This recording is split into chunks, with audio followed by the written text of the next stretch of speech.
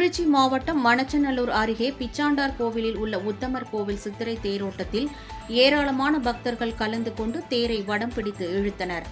அருள்மிகு உத்தமர் கோவில் சித்திரை தேர் திருவிழா கடந்த 2ஆம் தேதி கொடியேற்றத்துடன் தொடங்கியது. விழாவின் முக்கிய நிகழ்ச்சியான தேரோட்டம் இன்று வெகு விமர்சையாக நடைபெற்றது. தேரில் எழுந்தருளிய புருஷோத்தம பெருமாள் உபய நாச்சியார்களுடன் 4 மாட வீதிகளில் வலம் வந்து பக்தர்களுக்கு அருள் பாலித்தார். இதில் ஏராளமான பக்தர்கள் கலந்து கொண்டு தேரை வடம் பிடித்து இழுத்தனர்.